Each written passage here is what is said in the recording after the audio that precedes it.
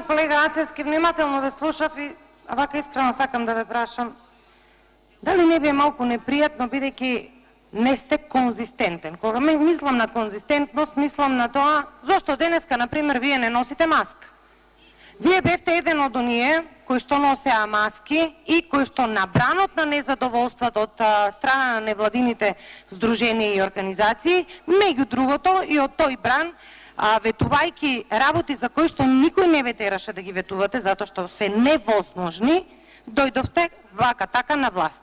Значи, никој, буквално никој не ве тераше да давате изјава, не вие конкретно, туку еден министер кој што е сега, најнебулозната изјава која што ја имам слушнато досега, само ВМРО ДПМН е да падне од власт, ќе се исчисти воздухот. Ама не било така. Значи, кој почна со популизмот? Вие на крајот на вашиот говор употребивте 3 збора: популизам, профит и мислам дека демагогија. За демагогија ви пружаме рака, први сте.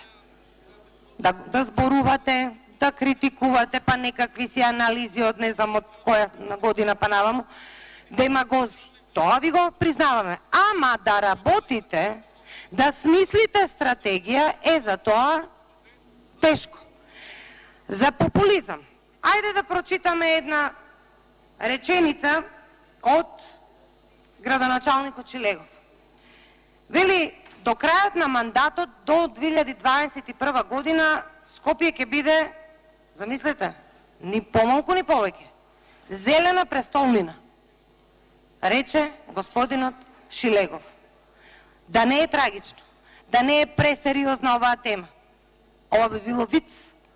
Виц на годината. Замислете, Скопје ќе биде до 2021 година зелена престолнина, па ја кандидираше не знам за каде и го доби Оскарот, пред малку кажав. Скопје е еден од најзагадените градови постојано. Околу профитот. Пред малку колегата Илија Димовски праша за една фирма од Ресен, која што се вика Стара Слога. Имаше време заменикот министер, додека ние си реплицираме помеѓу себе, да праша, да се заинтересира и да каже чија е таа фирма. Еве, јас ќе му помогнам. Значи, ова фирма произведува тули и керамиди и користи енергенс кокс.